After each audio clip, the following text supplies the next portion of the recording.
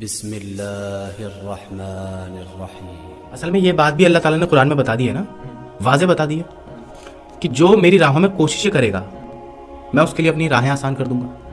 جس کے نام اعمال سیدھے ہاتھ میں دے دیے جائیں گے وہ خوشی خوشی قیامت کے دن نکلتا ہوا جائے گا۔ یہ جو آپ نے ہولناک حدیث کوٹ کری ہے، بخاری کے اندر آتا ہے، اللہ کے رسول نے فرمایا کہ برباد ہو گیا وہ شخص جس نے رمضان کا مہینہ پایا اور وہ اپنی بخشش نہیں کروا پایا، کیونکہ یہ مہینہ بہت مبارک مہینہ ہے، تمہارا جیک پاٹ لگا ہوا ہے۔ آج کے دور میں اس حدیث کو آپ کئی طریقے سے لے سکتے ہیں، نوجوان نسل اس طریقے سے لے کہ برباد ہو گیا وہ شخص جس نے رمضان کے روزے رکھے اور عید پہ فلم دیکھنے نکل گیا، پکچر دیکھنے نکل گیا، سنیما نکل گیا۔ اصل میں یہ ہے کہنے کی بات کہ پورے مہینے تم نے ایک لباس اوڑھا، تراویحاں پڑھی رات کی، سحریوں میں تم اٹھ کے سحری کھا رہے تھے، وہ وقت جب تم بے خبر سو رہے ہوتے ہو تم مسجد میں بیٹھے ہوئے تھے، لیکن جہاں عید آئی تم فلمیں دیکھنے نکل گئے، گھومنے چلے گئے، یعنی تم نے اپنے 30 دن کو برباد کر دیا ایک دن میں، ایک جھٹکے میں اپنے 30 دن کی عبادت کو، جو پیروں میں درد ہو رہا تھا تراویح میں، سب کچھ ایک دن میں برباد۔ یہ سوچنے والی اصل میں بات ہے، اور یہ اصل میں کہا جا رہا ہے کہ برباد ہو گیا وہ شخص، کیونکہ اس نے عید کے آنے کے بعد اس نے سوچا کہ میں نے وہ وقت گزارنا تھا، وہ وقت گزر گیا، رمضان گیا، اب میں جو چاہے کروں۔ ایسا نہیں ہے، جو شریعت آپ کے اوپر رمضان میں لاگو تھی وہ شریعت آپ پر قیامت تک لاگو رہے گی۔ جیسے آپ نے صبح یعنی فجر سے مغرب تک کا روزہ رکھا تھا، ویسے ہی آپ اپنی پیدائش سے موت تک کا روزہ رکھ لیجئے، یا بالغ ہونے سے موت تک کا روزہ رکھ لیجئے، آپ کی موت عید جیسی آئے گی۔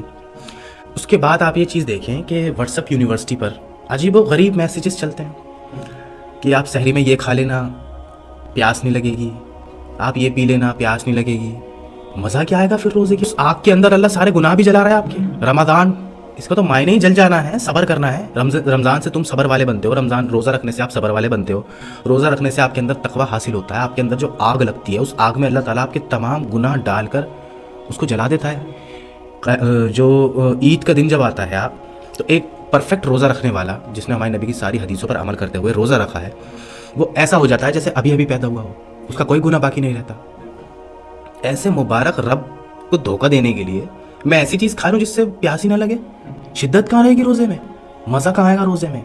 لہٰذا بے وقوفانی چیزوں کو بھی لوگ بند کریں کہ یہ کھا لیں اور پیاس نہیں لگے، یہ کھا لیں بھوک نہ لگے۔ بھوک لگے تبھی مزہ ہے روزے کا، پیاس لگے تبھی مزہ ہے روزے کا۔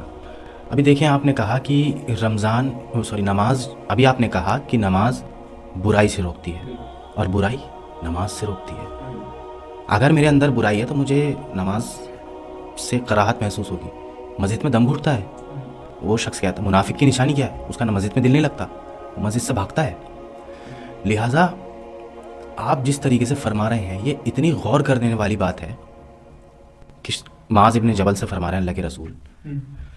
اس کے علاوہ ایک حدیث کی طرف آپ دیکھیں، میں بہت بہترین حدیث پیش کرنے جا رہا ہوں۔ تمام اعمالوں پر آپ کو جو نیکیاں دینے والے ہیں وہ فرشتے ہیں۔ اللہ تعالیٰ فرماتا ہے کہ روزے کے بدلے میں خود ہوں، میں خود ہوں۔ روزہ جب جو شخص میرے لیے روزہ رکھتا ہے اس کا بدلہ میں ہوں، یعنی میں خود اس کو نیکی دوں گا، ایون اس نے مجھے جیت لیا، کیونکہ ہم کس کے لیے بھوکے ہیں؟ اللہ کے لیے۔ اس کے علاوہ آپ دیکھیں بخاری مسلم اور کئی ایک حدیثوں کے اندر اور حدیث ہے، بہت بہترین حدیث ہے، جنت کے اندر کئی دروازے ہیں، ان دروازوں میں سے ایک دروازہ ہے جس کا نام ہے ریان، صرف روزدار کے لیے ہے وہ، یعنی جو شخص روزے رکھتا ہے وہ اس سے داخل ہوگا۔ بالکل۔ اللہ تعالیٰ نے یہ پروٹوکول دیا ہے روزہ رکھنے والے کو کہ جو میرے لیے بھوکا رہے گا نا وہی اس دروازے سے داخل ہوگا، اور باقی لوگ اس کو دیکھ رہے ہوں گے کہ یار یہ ان کو الگ پروٹوکول ملا ہے، یہ الگ سب سے بہترین خوبصورت دروازے سے داخل ہو رہے ہیں، ان کی پہچان الگ ہوگی جو ریان سے داخل ہو رہے ہوں گے، ٹھیک ہے۔ اس کے علاوہ اب اسی کے کانٹیکس میں ڈرانے کی بھی تھوڑی سی کوشش کروں گا۔ جس شخص نے بلا کسی اجر کے رمضان کا فرض روزہ چھوڑ دیا، اب وہ قیامت تک بھی روزہ رکھتا رہے، اس کا وہ روزہ کمپیئر نہیں ہو پائے گا اس روزے سے جو اس نے بلا عذر چھوڑ دیا۔ ایک روزے کی نفل اگر کوئی شخص قیامت تک بھی رکھتا رہے تب بھی وہ اس کا بدلہ پورا نہیں کر سکتا۔ اچھا، اس کے علاوہ آپ یہ دیکھیں کتنا بھی بدگمان انسان ہو وہ رمضان کے مہینے میں بدگمانی نہ کرے۔ مثال کے طور پہ اگر وہ کسی داڑھی ٹوپی والے شخص کو کھاتے ہوئے دیکھتا ہے تو وہ اس کو فوراً دل میں برا نہ جان لے کہ کیسا شخص ہے، رمضان کا مہینہ چل رہا ہے اس نے روزہ نہیں رکھا، نہیں، ایسے نہیں۔ صحابہ کرام کی سیرت پڑھ کے پتہ چلتا ہے کہ وہ جو بندہ کھا رہا ہوتا تھا نا کچھ، اس کے لیے اجر دل میں پیدا کرتے تھے، ہو سکتا ہے ٹریولر ہو سکتا ہے سفر میں ہو سکتا ہے کہ طبیعت خراب ہو اس لیے کھا رہا ہے، برا نہیں سوچتے تھے اس کے بارے میں۔ ہمارا معاشرہ برائی کی طرف زیادہ ہے، اس لیے ہمارے معاشرے میں کیا دیکھنے کو ملتا ہے، اگر کوئی شخص کھا رہا ہے تو وہ کہتے ہیں یار بتاؤ کیسا پرسن ہے، اس نے روزہ ہی نہیں رکھا، بدبخت ہے۔ تو ہم ایسا نہ سوچیں، ہم اپنی طرف اپنے دل میں اس کے لیے تھوڑا رویہ اپنا نرم کر کے یہ سوچیں، ہو سکتا ہے اس کا سفر ہو سکتا ہے آج اس کو آؤٹ آف دہلی جانا ہو، کہیں باہر جانا ہو سکتا ہے اس کی طبیعت خراب ہو، اس کو کوئی بخار ہو رہا ہو، تو یہ بدگمانی سے بچنا بڑا ضروری ہے۔